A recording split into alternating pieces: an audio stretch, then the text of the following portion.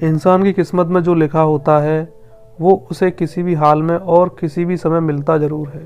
लाहौर शहर में रहने वाले नौजवान प्राण ने कभी अपने सपने में भी नहीं सोचा होगा कि वो एक दिन फिल्मों में काम करेंगे, लेकिन एक दिन पान की दुकान पर खड़े प्राण की किस्मत ने बड़ी अनोखी चाल चली थी। प्राण साहब की ज़िंदगी में एक ऐसे शख्स ने एंट्री मारी जो उन्हें फिल्मी दुनिया में खींच ले गया। लेकिन क्या इतनी आसानी से प्राण साहब फिल्मों में आ गए थे? आखिर कौन था वो शख्स जिसने पान चबा रहे नौजवान प्राण में अपनी फिल्म का हीरो ढूंढ लिया था? नाजरीन, आज की इस वीडियो में आप जानेंगे किस तरीके से प्राण साहब फिल्म इंडस्ट्री में आए और उन्हें कौन लेकर आया। बंटवारे के पहले लाहौर शहर में रहने का अपना अलग ही मज़ा होता था। लाहौर में एक खास तरह की ज़िंदगी रची बसी थी। लाहौर की हीरा मंडी अपनी खूबसूरती, शेरो शायरी और नाच गान के शौकीन लोगों की पसंदीदा जगह थी।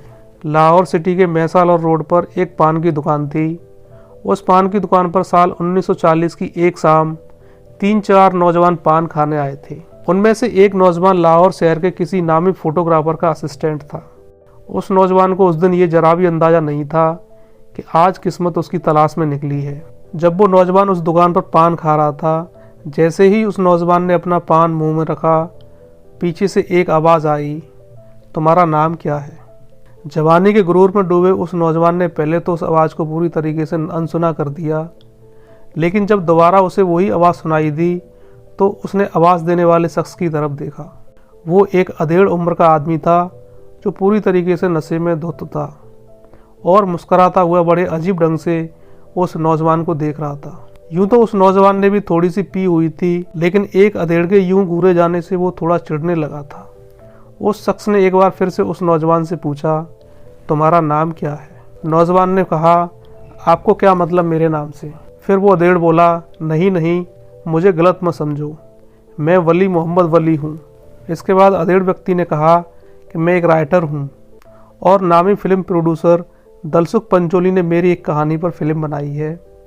अब मैं एक और फिल्म की कहानी लिख रहा हूँ और उस फिल्म का नाम है यमला जट, और ये फिल्म पंजाबी भाषा में बनेगी।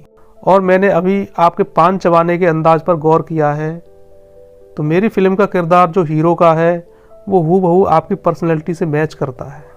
क्या आप मेरी फिल्म में काम करोगे? अचानक आए फिल्म में काम करने के उस ऑफ़र पर उस नौजवान को यकीन नहीं हुआ था।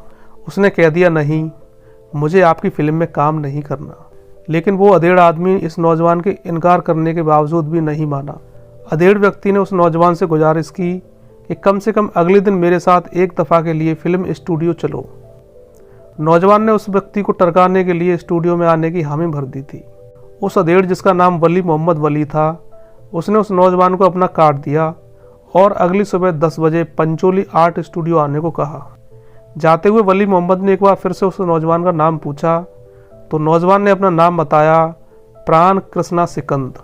दोस्तों, प्राण साहब ने वली मोहम्मद से अगले दिन पंचोली आर्ट स्टूडियो में आने का वादा तो कर दिया था, लेकिन उन्हें वली मोहम्मद की बातें झूठ लगती थीं, क्योंकि जब वली मोहम्मद ने उनसे फिल्मों में काम करने का ऑफ़र दिया था तब वो नशे में थे। वैसे भी प्राण वली मोहम्मद को जानते तो नहीं थे, और एक अजनबी द्वारा बड़े बड़े सपने दिखाने पर भला कौन आसानी से भरोसा करता। सो प्राण साहब भी वली मोहम्मद वली को भुलाकर फोटोग्राफी के अपने काम में मशगूल हो गए। लेकिन वो ये नहीं जानते थे कि उनकी किस्मत ये तय कर चुकी है कि उन्हें फिल्म स्टार बनना है। इत्तेफाक एक दिन ऐसा हुआ कि एक बार फिर से उनकी वली मोहम्मद से मुलाकात हो गई। वली मोहम्मद उनसे फिर से एक बार टकरा गए। हुआ यूं कि एक दिन प्राण साहब लाहौर के प्लाजा सिनेमा में एक फ़िल्म देखने गए थे और वहाँ इत्तेफाक से एक बार फिर से वली मोहम्मद वली से उनकी मुलाकात हो गई। खैर, उस दिन वली साहब नशे में नहीं थे, वो गुस्से में थे। प्राण को देखते ही उनकी त्योरियां चढ़ गई थी। एकदम वो प्राण साहब पर बेफर पड़े। उन्होंने प्राण साहब को पंजाबी भाषा में कई भद्दी भद्दी गालियाँ दी। वली साहब प्राण से बोले, तुम्हें शर्म आनी चाहिए, तुम मेरे लिए अनजान हो, फिर भी मैंने तुम्हें एक ऐसा ऑफ़र दिया जो तुम्हारी ज़िंदगी बना सकता है।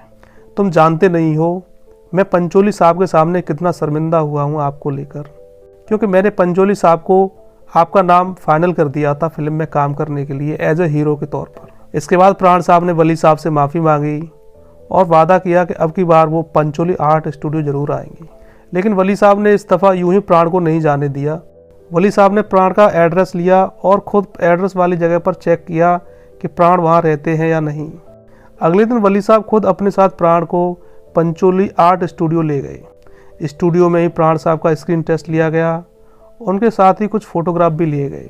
प्राण साहब की वो तस्वीरें यमला जट फिल्म के डायरेक्टर मोती वी गिडवानी और दलसुख पंचोली को भी पसंद आई थी और इस तरह आखिरकार यमला जट फिल्म के लिए प्राण साहब को उन्होंने फाइनल कर दिया था। दोस्तों, जहां एक तरफ प्राण साहब फिल्म में काम मिलने से खुश थे, तो वहीं दूसरी ओर उन्हें फिक्र भी हो रही थी। वो फिक्र उन्हें इस बात से हो रही थी कि वो एक बार अपने घर वालों को ये बताना चाहते थे कि उन्होंने एक फ़िल्म साइन की है, क्योंकि 1940 के ज़माने में अच्छे घरों के लोग फिल्मों में काम करने के बारे में कभी सोच भी नहीं सकते थे। और प्राण भी दिल्ली के एक ऐसे ही संपन्न परिवार से थे जहां फिल्मों में जाना बुरी बात समझी जाती थी। दोस्तों, 1940 के दशक में फिल्मों में काम करने वालों को भारत में नीची नज़रों से देखा जाता था, और वो इसलिए था क्योंकि फिल्मों में अधिकतर उन औरतों को लिया जाता था जो कोठों में काम करती थी। यही वजह थी कि अच्छे घरों के लोग फिल्मों में काम करने वालों को अच्छा नहीं मानते थे। प्राण को इसी बात की फिक्र थी कि लोग उनके कैरेक्टर पर उंगलियां उठाएंगे, और इसलिए वो सबसे पहले अपने घर वालों से एक दफ़ा इस बारे में बात करना चाहते थे कि उन्हें फिल्मों में काम मिल गया है। लेकिन दलसुख पंचोली ने प्राण से कहा, देखो लड़के, हमारे पास फिल्मों में काम मांगने के लिए रोज़ न जाने कितने लोग आते हैं। वो तो तुम्हारी किस्मत अच्छी है कि वली साहब ने तुम्हारी सिफारिश की है। अगर वली साहब नहीं होते तो आपको कब का भगा दिया जाता। इसलिए अगर तुम्हें फिल्मों में काम करना है तो तुम्हें अभी तुरंत कॉन्ट्रैक्ट पर साइन करना होगा, नहीं तो तुम फिल्म नहीं कर पाओगे। प्राण साहब यहाँ दुविधा में फंस गए थे। जहाँ उन्हें एक और घर वालों की फिक्र सता रही थी, वहीं दूसरी ओर उन्हें फोटोग्राफी की अपनी नौकरी जो 200 रुपये महीने वाली थी उसे गंवाने का दुख भी था, क्योंकि दलसुख पंचोली उन्हें फिल्मों में काम करने के लिए 50 रुपये महीने दे रहे थे और फोटोग्राफी वाली नौकरी में वो 200 रुपये महीने कमा रहे थे। जब उन्होंने ये बातें दलसुख पंचोली को बताई तो उन्होंने कहा कि तुम अपनी फ़ोटोग्राफी वाली नौकरी मत छोड़ो, हमें जब शूटिंग के लिए तुम्हारी ज़रूरत होगी हम तुम्हें तभी बुलाएंगे। प्राण साहब अब भी कसम में फंसे थे, लेकिन तभी उनके दिल से एक आवाज़ आई, हाँ कह दे, अभी कॉन्ट्रैक्ट पर साइन कर दे, ये सुनहरा मौका है, इसे गवा मत। दोस्तों, फिर क्या था, आखिरकार प्राण ने उस कॉन्ट्रैक्ट पर साइन कर ही दिए, और इस तरीके से साइन करने के बाद वो कानूनी तौर से लाहौर के सबसे भव्य पंचोली आर्ट स्टूडियो के कर्मचारी बन गए थे, और इस तरीके से प्राण साहब का फिल्मी सफ़र शुरू हुआ। दोस्तों, इसके बाद तो फिर प्राण साहब ने कभी पीछे मुड़कर नहीं देखा और फिल्म इंडस्ट्री में लगातार नए कीर्तिमान रचते चले गए। प्राण साहब की दीवानगी लोगों के बीच ऐसी थी कि भले ही प्राण साहब मूवी में विलेन का किरदार निभाते थे, लेकिन लोग हीरो से ज़्यादा विलेन यानी उन्हीं को तवज्जो देते थे। दोस्तों, खैर बातें तो प्राण साहब को लेकर बहुत हैं। आज की इस वीडियो में इतना ही। आज की इस वीडियो में दोस्तों आपने जाना कि किस तरीके से वली मोहम्मद साहब प्राण साहब की ज़िंदगी में आए और उन्हें वो फिल्म इंडस्ट्री में लेके आए, और फिल्म इंडस्ट्री में प्राण साहब ने अपना नाम रोशन किया। दोस्तों, इस वीडियो में इतना ही। मिलते हैं अगले वीडियो में एक नई कहानी और एक नई शख्सियत के साथ। देखते रहिए सिनेमा वर्ल्ड।